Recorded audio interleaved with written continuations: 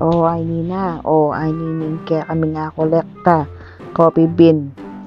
O yung asawa ko, bisang magsalita, matsura ya kang boses, puri na ya ako magsalita. Are ni deng ikwaming tumbler ang bombag. O tapos, pamuklat na lang ano, muklat na la. Initang pinakalas. Penagalmin January 15 kasi last na ng tamang double stamp.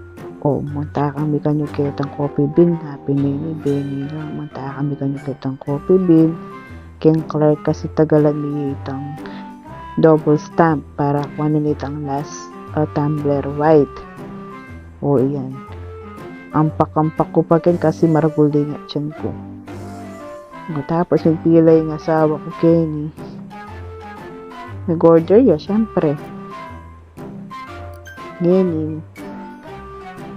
Kalambat na naman yung video ngayon. Ay nag-order ya. Kalambat. Tayo chulitang shoutout kang Chi. Kasi yari mimikit ang bag kay to. Yung number, panayan mi ng order mi.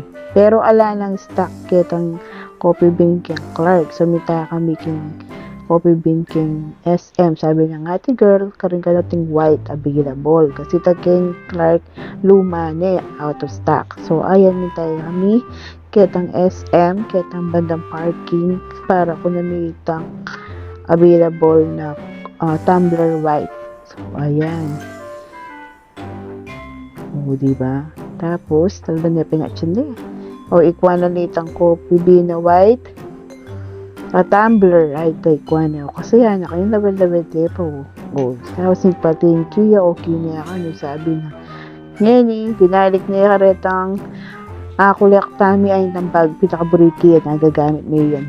Tapos, ay nitang metong, itang ating straw. Yan, kingwa niya yung saktong kay birthday na arab na yakwa niya yan. Buri niya kaniyan. Tapos inikit ang aliwarat, ang aliwite, ang black, ang yellow, ang blue, ang puwitang ikibalo kulit ang metong. Lumalaret ang last year daret ang ikwano. Kaya kasi, happy na pala rin.